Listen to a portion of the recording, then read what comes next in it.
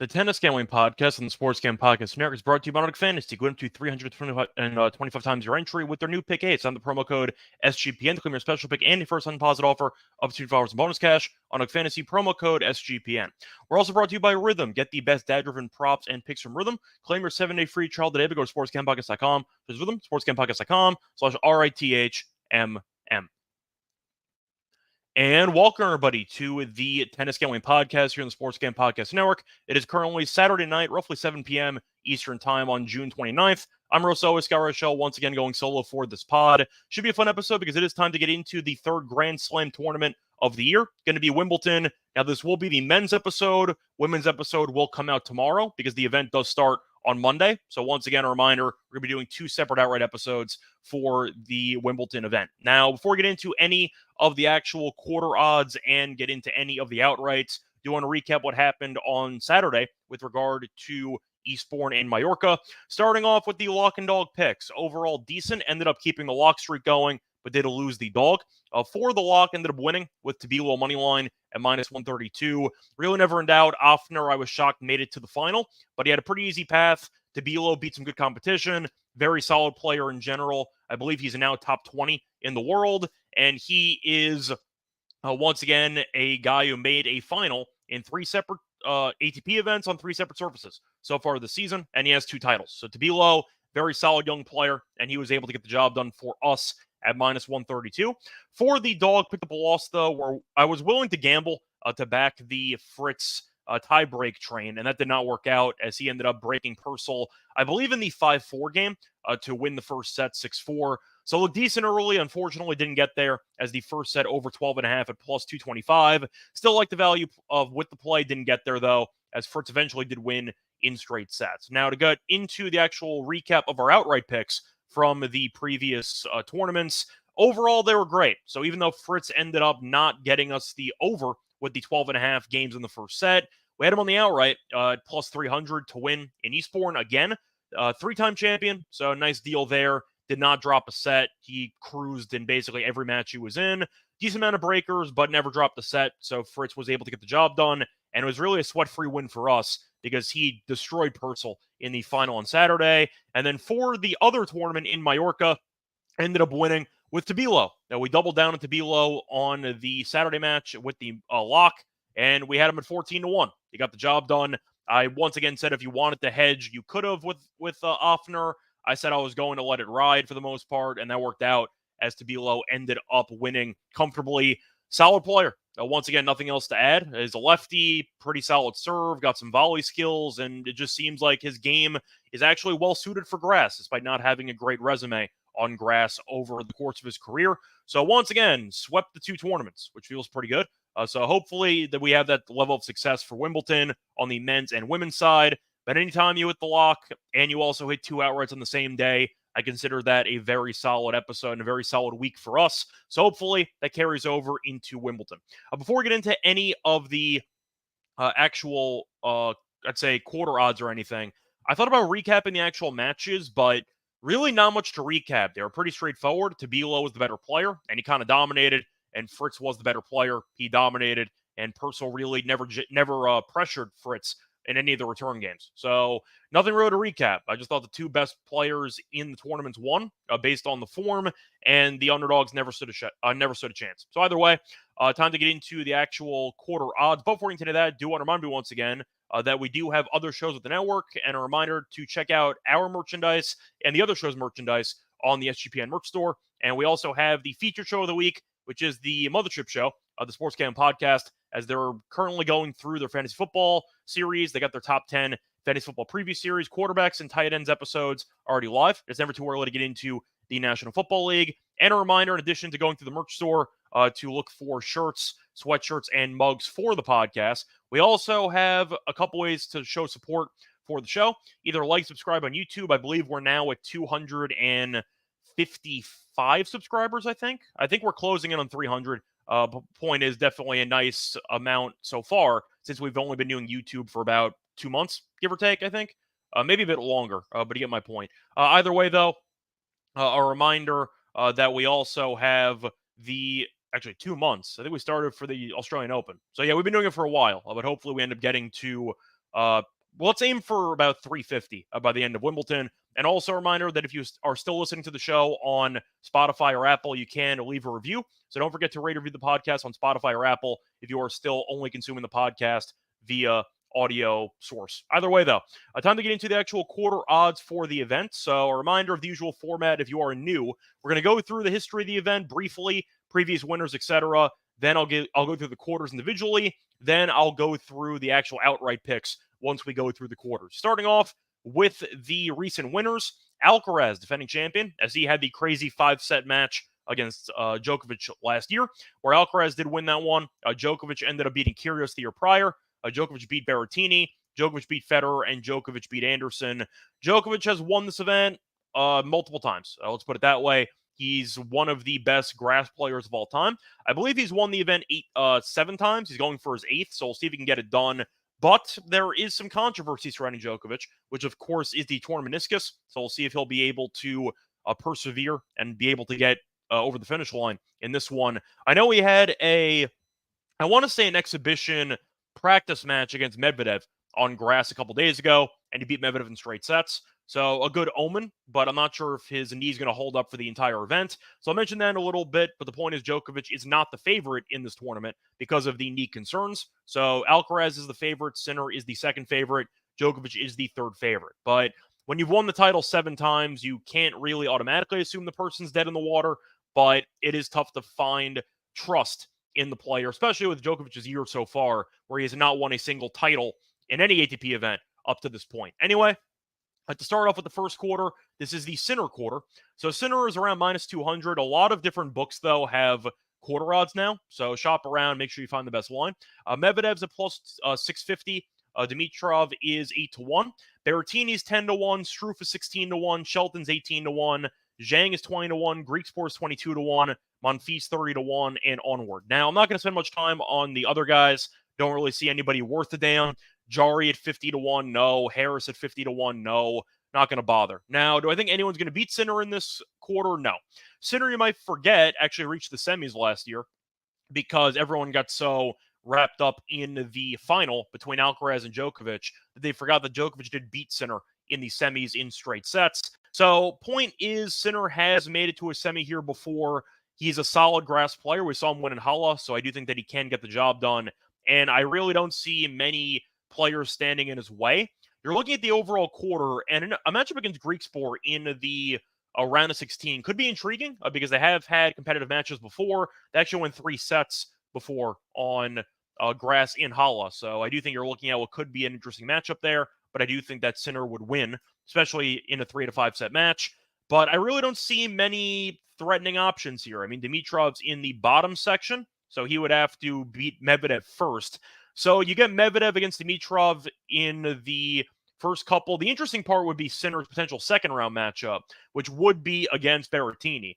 Berrettini, though, physically, I question if he'll be able to actually withstand a 3 to 5 set match because we know in the past he has been dropping out or just getting injured and retiring midway through Grand Slams. Sinner's better than Berrettini. I know Berrettini's fun on grass because he made a final here a couple years ago, but I don't trust Berrettini's durability, and Sinner, I do think, is a very solid grass player. So I think Sinner will be able to coast, and I think he'll be able to win the quarter. So give me Sinner at around minus 150, actually. Once again, shop around. I found a minus 150, so I do think that's a great line. You should auto play that 150, to be honest, because most books have around minus 200 or like minus 190 or so.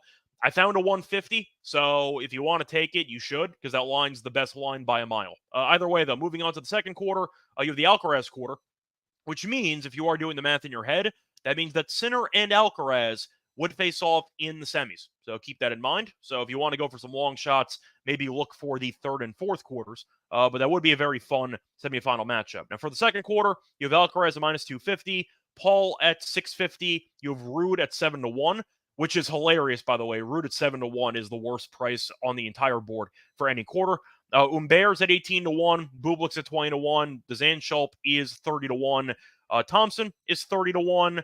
You have Agut at 30-1, and not going to spend much time with anybody else. So Alcaraz, defending champion, has the easiest quarter in my opinion. Now, Paul, I know, did win a grass title, a 500 actually, And Paul and Alcaraz have had a couple of competitive head-to-head matches where Paul's actually had some success against Alcaraz. I believe he beat him in Canada last year. Point is, I do think Alcaraz is going to win the quarter, and the Ruud price is hilarious because Ruud is an awful grass player. He's so bad, it doesn't even bother playing these tune-up events. There was a quote from Ruud a couple of years ago where he said he prepares for the grass season by playing golf. So that tells you where Ruud's head's at. He'll lose in the first or second round basically every year of Wimbledon. I think he lost to Brody last year, and Brody stinks. I know that he's a home country guy. Brody's not very good, and Ruud lost to him. I think it was Ruud in 5. He also played a relative unknown in the first round. That went 4. So Ruud is really not a good grass player at all. 7-1 is laughable. I think Ruud's got no chance in hell of winning this quarter, and I think that anyone who takes Ruud to win the quarter does not actually like having money. But I think for the sake of this draw, if I had to go for anybody, Alcaraz I just think is going to win. Paul's draw is actually pretty favorable, though, as he does have Martinez, then probably Purcell, then either Bergs or Bublik. So maybe Bublik could beat Paul. Maybe. And if that's the case, maybe you want to take a flyer on Bublik at around 28-1 to win the quarter. 20-1 to win the quarter. That could be appealing. Bublik, we saw make a deep run last year before losing a 5-setter to, who was that? Rublev, I think. He lost a 5-setter to because he had the diving shot. I think it was Rublev. But the point is, I think Bublik can maybe make a run, but it's a pretty weak quarter. Ruud might lose in the first round to Bolt. That would not shock me. It's a decent overall draw for Ruud, but he's so bad on grass, I just can't even bother. So I think for this one, I am going to go with Alcaraz by himself. Not exactly the most appealing option, but I found a minus 190. So once again, shop your lines because I mentioned that DraftKings was 250. I think 190 is a pretty decent price. That'll be my choice for that one. I'm trying to think if I actually want to make a case for anybody else. If I had to go for one long shot, it probably would be Bublik at 20-1. Do I think he'd actually reach the semis? Absolutely not. But once again, it's a pretty limited overall quarter. So I really don't see many other options. Give me Alcaraz to coast in that quarter. Maybe a parlay piece if you want to parlay him with maybe Sinner to win their quarters. That would be, I think, a little bit of plus money, actually, which could be intriguing. For the third quarter, though, this one should be pretty open because the favorite to win the third quarter is plus 275. As you have Zverev as the favorite. Now you have Draper at plus 350. Which is kind of absurd. I know Draper ended up winning a grass title, and I understand that he is British, and he beat Alcaraz on grass, but he has no Grand Slam success at all. And the fact that he's plus 350 is pretty wild, especially with his durability issues, with injuries over the last couple years. Fritz, though, is plus 550, fresh off the win in Eastbourne. You have Tsitsipas at 6-1, Rublev at 750, Korda at 9-1, Musetti at 14-1, Nori 25-1. Not going to really spend any time on anybody else. So Zverev is a worthy favorite based on his overall ranking and based on him actually making the French Open final. So we know that he's in pretty good form in general. The issue with Zverev is that he's never actually reached a quarter here in Wimbledon. So he's not exactly a good grass player. He's not horrible, but I do think that there are better grass players in the top 10 than he is. So the argument is if he's going to be vulnerable, you can make an argument for others to get the job done. Do I think Draper would beat Zverev in a hypothetical 5-setter in the quarterfinal? Maybe, but I think that the value would be on Zverev. I think Zverev would be the favorite, so I do think that he's a worthy plus 275 option for the quarter. Now, Draper I do like as a player, but I can't take him at this price. With the injury histories in the past and the amount of 3 to 5 set matches he's going to have to play to actually make it to the semis, I just can't wrap my head around the price. I think that he should be around 6 or 7-1. And I know Tsitsipas has been really bad so far this year, and I know that he's an awful returner on grass. Rublev made a decent run last year. He's been bad too. Draper, though, having cheaper odds than Fritz, Tsitsipas, and Rublev, I think is insane, at least based on reputation. Draper, I get that he's a solid player on grass. I get that he's young, and I get that he has the home country advantage. 350 is nuts. Fritz just won a tournament, and we have seen Fritz make a quarterfinal before. Should have been a semi, but he ended up choking away that match against injured Nadal a couple of years ago. I think Fritz should be cheaper than Draper, and I think Draper's odds give no value at all to anybody. So if you want to go for Draper, I'm rooting for you, but I think that if I was going to take Draper, that would have to be, in my opinion, 7-1 or 8-1 or higher. I don't see any value on a guy that I don't believe ever made the third round of Wimbledon. it's at least the fourth round. I know he's never made the round of 16 in Wimbledon to actually make the semi at 350. There's no value there, so I'm going to pass on that one. Give me Fritz, though, at 550. He's in good form, and I think that he is a pretty solid grass player, so I think I have to at least consider taking Fritz in this one. If I wanted to actually read off the draw for Fritz in a hypothetical tournament run here, he would maybe have to face off against Tabilo in the quarterfinals, which could be tricky, but I do think that even though Tabilo did win in Mallorca, I do think that Fritz is the better player, objectively speaking. So I think Fritz would be able to beat him. They might go 4 or 5, but I think Fritz's serve is better than Tabilo's. But O'Connell, he should beat Nishikori maybe in the second round, who's never really been a great Wimbledon player. So maybe Rinderknech, but I think Fritz would beat him either way. You have Kaboli, Hijikata, Evans, and Tabilo. Evans in the first round could actually be tricky for Tabilo. I think Tabilo's the better player, but anytime you win a title and you have to go on a deep run, you want to be wary of the first round opponents. And O'Connell, I don't believe is really that good of a grass player. He's definitely dangerous. He's got talent, but I don't think he's really a good grass player. So Fritz, even though he is off of a title, and that's kind of interesting, you have the 2 title winners potentially having a clash in the round of 16, I mean. But I think for the sake of this one, I'm going to go with Fritz as the potential value play here. I found 6-1. I am going to go with Zverev, though, at 275. I mentioned before that even though he has not made the quarters in Wimbledon before, I think his draw is pretty favorable. And I do think that if you are looking at Fritz and Tabilo potentially killing each other in the round of 16, you're looking at the Zverev section, and it's really manageable. I think Zverev can show, I'd say, a lot of overall talent, and I think he can get the job done in this quarter. But if I am looking at his actual draw, sorry, just trying to find it real quick, I think that he would be Draper if they faced off, and I think that his path to the, I'd say, round of 16 is pretty favorable because he'd face off against Giron or Searle. I think he'd beat Giron, and I think Norrie could maybe beat Draper. That'd be an interesting matchup between 2 British players in the second round. But I think that Zverev at 275 is a good price for a guy whose upside is a lot higher than other guys in the actual quarter, in my opinion. But I think for the sake of this third quarter, give me Zverev at 275. I found 6-1 on Fritz, so give me Fritz as well as my 2 picks for the quarter. I see some comments in the comment section. A reminder, this is a live stream, so if you want to jump in and get some thoughts, you can definitely leave some comments. How's it going, Hef? Been a while. Nice to see you. Tabilo got the job done for us. Felt good to do so. Mensik, I think, can give Bublik an issue. Mensik really does not have much of a grass resume, though. He's only won 2 grass matches in his career. So hopefully Bublik, who we predicted to basically punt the previous event against Vukic when they faced off in that matchup. Not shocked that Bublik no-showed that tournament, but I do think that he will be looking sharper in Wimbledon. He's still the better grass player, so I do agree, but I think Mensik is a guy who I need to see a bit more of on grass before I pick him to win a 3 to 5 set match against Bublik. And Bill, nice to see you too. Yeah, definitely nice to get that winner twofold with Tabilo. Anyway, before we get into, actually, no, we'll do the fourth quarter and then we'll take a break.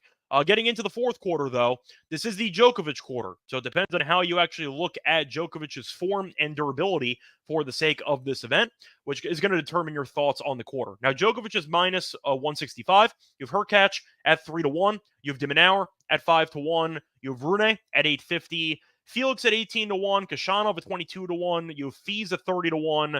And I'm not going to spend time on anybody else. So Djokovic, I understand why he's the favorite. He's won the title 7 times. He looked pretty good against Medvedev in the tune-up event in the exhibition as he won in straight sets. Am I taking him to win the quarter? No, I can't do it. I don't think there's any value on it. I'm not going to lay 165 on a guy with a messed up knee. That's not an option for me. Now, if Djokovic wins the quarter, would I be shocked? Of course not. He's the best player of all time. I'm not going to be shocked if he makes a deep run and if he looks healthy early on. But I do think there are some players who can give Djokovic problems on grass or even on any surface, particularly Rune. Now, Rune is not exactly successful with winning matches against Djokovic, but he's had a bunch of competitive matches against Djokovic. I know he beat him in Paris at the Masters 1000 event a year or two ago, but they have tended to go the distance in a lot of their head-to-heads. So if Rune would hypothetically match up against Djokovic, I'm not saying he'd beat him, but I think Rune would actually have a decent shot at making the match a war, and that would definitely test Djokovic's body to hold up, and I think that could be an issue. So I'm not going to take Djokovic. I don't see any value. I do think, though, there's value on Hurkacz at 350. I think Hurkacz has value. We saw last year he faced off against Djokovic in the round of 16. You might remember the matchup where it actually went to 4 sets. You saw Hurkacz have, I think it was a set point in the first and the second set breakers, and he choked away all of them. So he could have easily been up 2-0. So I feel like people are going to automatically dismiss Hurkacz because he lost to Djokovic, and he's actually 0-7 lifetime against Djokovic. One, you can make the argument Djokovic might not make it that far because they'd faced off in the quarterfinals. B, Hurkacz, I thought, played better against Djokovic on the Wimbledon grass than people might remember, as that match went 4.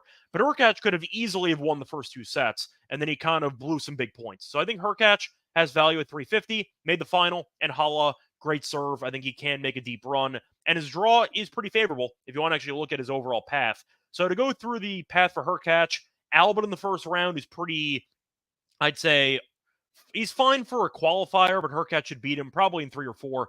Then Fees or Stricker. Stricker could be fun. He's been kind of battling in challengers recently, but I think that Hurkacz should beat him too. Then maybe Cerundolo, Safulin, Makic, or Murray. Not going to be Murray. I don't think Murray's body has anything left in the tank anymore. I think Makic is going to beat him personally in the first round. But I think that Hurkacz would be able to feast on the scraps of whoever gets through that. So pretty difficult quartet of players. Let them kill each other, and I think Hurkacz will get through. Now, the argument would be with Hurkacz and de Minaur, and if he'd be able to get by. Now, I think de Minaur, who did win a grass title so far this year, is worth taking as well at 550. I think that de Minaur is a player that is definitely capable of winning on any surface, and he has proven over the years that he's an underrated grass player. Made the final in London last year, lost to Alcaraz. So he's actually had some success with these grass events, and I think with that being the case, he has some value at 550. The question is, do I want to go with a pure fade of Djokovic and take Rune as well? Because I think that Rune can beat Djokovic in theory if he's compromised. The issue is Rune has never made it to a semi, and I question his overall mental toughness and his durability over the course of these Grand Slams. So I think I am going to stay away from Rune. Hopefully Rune can act as basically a mercenary for us and beat Djokovic and then lose later on. But I think for the sake of the quarter, I don't see any value on Djokovic with the injuries. And I think with that being the case, I am going to go with Hurkacz and de Minaur to get the job done. Now, one of them will lose before the quarterfinal, but hopefully you end up seeing Djokovic either compromised or you end up seeing him lose outright, and that way you have a decent opportunity. But simply put, there is no value on Djokovic, who might still be injured with the knee issue, at minus 165 to win the quarter. Pass, I'll take some shots with some other favorites in the quarter. Give me Hurkacz as the second favorite and give me de Minaur as the third favorite. That's going to wrap it up for the actual quarters, and now it's time for the actual outright picks to win the event. Before we get into any of that, though, do want to remind you once again that we are brought to you by just pulling it up, Underdog Fantasy, because Underdog Fantasy now has their Pick 8, which is live. Great entries up to 8 picks. Underdog will automatically double flex your entries, so you can miss up to 2 picks and still win your entry. With more picks to make and extra ways to win, the excitement's higher than ever. Best part, you go into 325 times your entry. You can now use specials and boosts. For all flexed entries, I'll probably end up doing something with the Pick 8 on the WNBA. So trying to, once again, I don't really have any lines in front of me right now, but I still think that you might be able to find some great value on some WNBA lines because those markets can be a little bit lax. Don't miss out on your chance. Plus, if you're already a user, deposit between now and UFC 303 for a 10% bonus cash. I believe 303 is underway right now. Looking at the actual promo code, a reminder, sign up with the promo code SGPN to claim your special pick and a first-time deposit offer up to $50 in bonus cash on a fantasy promo code SGPN. We're also brought to you by Circa Survivor and Circa Millions. Circa Sports is back with Circa Survivor and Circa Millions, giving away $16 million in guaranteed prizes. Of course, Circa contests have no rake. Circa Millions means you pick 5 NFL teams ATS each week and compete for $6 million or survive the NFL Gauntlet in NFL Survivor to claim the $10 million prize. Sign up in person at Circa Sports between now and September 7th and use a proxy to play from anywhere. We even have a deal with footballcontestproxy.com to save you $50 with promo code SGP. Don't have a trip booked for Las Vegas yet before football. Ultimate Contest Weekend is a great time to go. Hang out with Ryan and Sean and enjoy some of the open bar events at the world's best sportsbook from August 22nd to August 24th. Welcome back, everyone, to the Tennis Gambling Podcast. Just finished going through the quarters in Wimbledon. Now it's time to get into the actual picks for the outrights. Now, of course, there's going to be some overlap because we're obviously going to take guys who ended up winning their respective quarter to win the event. So there's going to be overlap, but I might throw in a wrinkle because I think the value's there for an outright in particular. So looking at the outrights, you have Sinner as pulling up the favorites here. So Sinner's the favorite at plus 160. Once again, shop around. You have Alcaraz, defending champion, who's not the favorite at plus 240, which is kind of surprising. Djokovic is around 350 or 4-1. You have Zverev at 16-1. You have Hurkacz at 18-1. Draper 25-1. You have de Minaur at 28-1. Paul at 40-1. Rune at 40-1. Medvedev at 40-1. You have Fritz at 50-1. Berrettini at 50-1. You have Dimitrov at 50-1. Tsitsipas 65-1. And Rublev is 80-1. Now, I'm not going to spend much time going through super long shots. I really don't see the path. The issue with I'm trying to think of the right term for that generation, because it wasn't the next gen. Was it the next gen? The generation before Sinner and Alcaraz, which was Tsitsipas and Medvedev and Rublev, all these guys, they don't win anything. Like, Medvedev won a Grand Slam title. He's lost in multiple Grand Slam finals. He's the only guy to win one. Like, you're going down the line. Tsitsipas has been a perennial loser in his career in Grand Slams. He's never won. Rublev's never made a semifinal, which is insane. And you can just go down the line. A lot of these guys, Zverev as well, never won a Grand Slam title. A lot of these guys have underachieved based on their Grand Slam expectations. I can't take them to win. At least I can't take the guys who have never won one before. So I'm tossing out Zverev to win the event. I'm tossing out who am I going to toss out? Rune. I'm going to toss him out. I'll toss out Rublev as well. All those guys I can take. So I'm not taking them, and I'm fading Djokovic. Then I'm basically stuck with Sinner and Alcaraz, and I'm trying to find other options. I don't see many other options. So I think for the sake of the event, I am going to go relatively chalk here. I'm going to go with Sinner at 185. I'm going to go with Alcaraz at 240. And my long shot is not going to be an extreme long shot. Is he going to win the event? Probably not. But if Djokovic is compromised, there is a chance he can sneak into a final. I mean, we saw Kevin Anderson sneak into a Wimbledon final a couple years ago. I think Hurkacz at plus 2,000 has a shot at it. Now, is he going to? Probably not. But I think if you are making the argument that the quarter for Djokovic can be a bit open if he's compromised, I mentioned before the third quarter is between Zverev and Fritz, and those guys might kill each other. I think that there is a path for Hurkacz to make a decent run, and I think with that being the case, I'm going to give him out at plus 2,000. Is it going to be a big bet? No. I think it might be a small bet, but I think plus 2,000 is interesting. Now, if I had to pick one other guy, which is going to be an extreme contradiction because I did not pick him to actually win the quarter, I think there is some value actually on Medvedev at plus 4,900. 4,900 is a crazy price. Now, I get he lost to Djokovic in a warm-up event, and I get that he lost to Alcaraz in straight sets last year. He also made the semis. He's a pretty good grass player. Like, I'm not going to suddenly tell you he's a really bad player on the surface.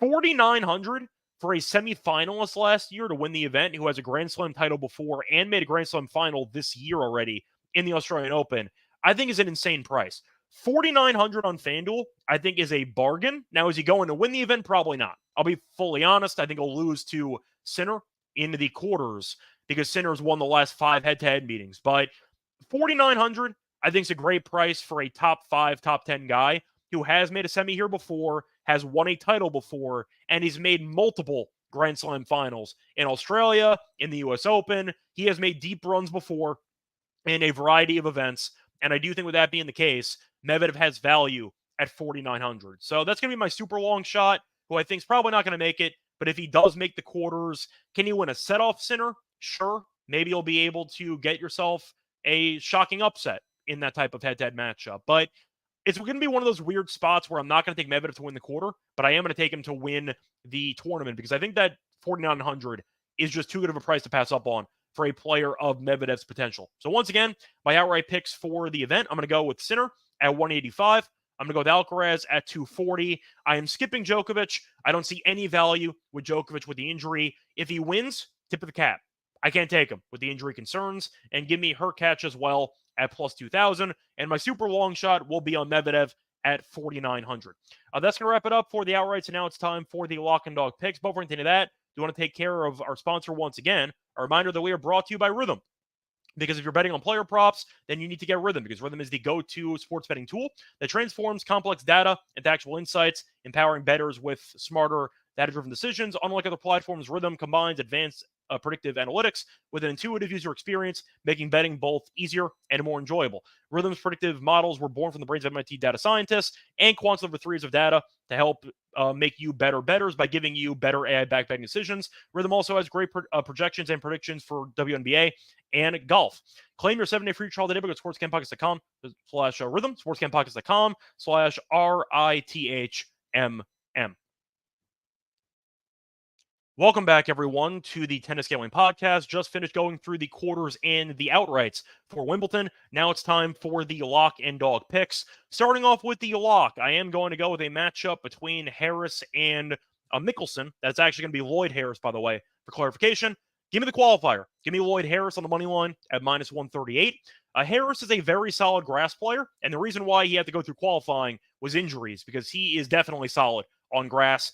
He has won 5 of his last 6 grass matches, went through qualifying, only dropped to 1 set in qualifying. He's a solid grass player. He arguably should have beaten Eubanks last year in the event Eubanks won on grass, lost in an insane tiebreak.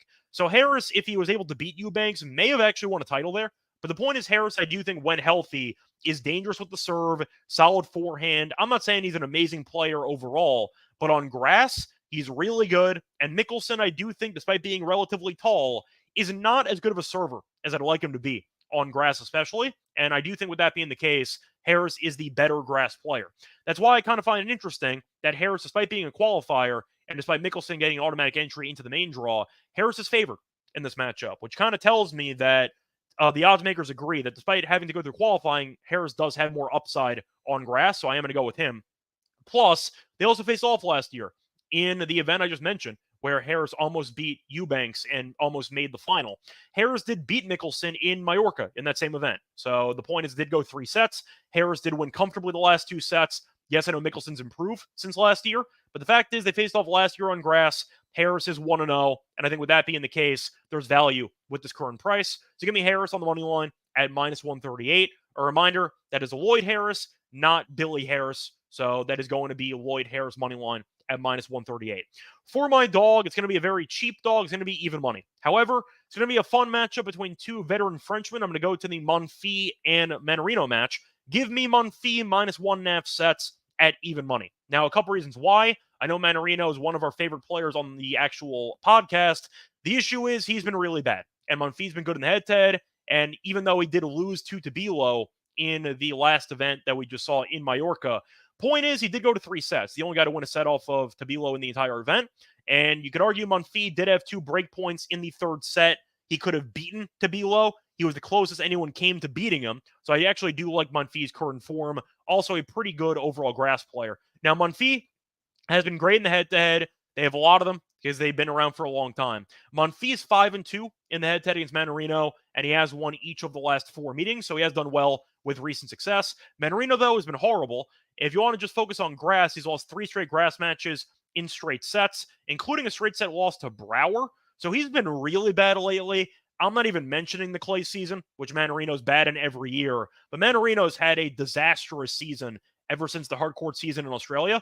Ever since he lost to Djokovic in the Australian Open, his season has completely fallen apart. So I do think Mannarino is not really in auto-fade territory, but I can't back him, and I think that Monfils is in better form. So I am going to go with Monfils -1.5 sets. The argument also in favor of this is that Mannarino's 5th set record is so good, and Monfils has had issues with his overall durability and stamina over the last year or so. If this match is long, Monfils probably not winning. If it goes 5 sets, I'd assume Mannarino would be worth the sprinkle because he's a phenomenal 5th set player. One of the best 5th set players on the entire tour, along with Djokovic, Zverev, Alcaraz, obviously, and Nishikori. Point is, Mannarino's 5th set record is insane. So I think if Monfils going to win, and I'm picking him to win, it has to be early. So give me Monfils to win in either 3 or 4 sets at even money as my dog. So once again, on my picks for the show, the lock's going to be on Harris money line at -138, and my dog's going to be, that's a Lloyd Harris, by the way. So my lock's going to be on Lloyd Harris money line against Mickelson at -138. My dog's going to be on Monfils -1.5 says against Manarino at even money. That's going to wrap it up. A reminder back once again to get into every round of the event. We have the second round coming up in a couple days, but we will be doing the women's preview for Wimbledon on Sunday first. So keep an eye out for that. Event starts Monday. Until next time, find me on Twitter at Reichel Radio. Find me on the NBA show. Find me on the WNBA show. And find me on the MLB show as well. Until next time, good luck to all of you and all of your bets. Bye, everyone.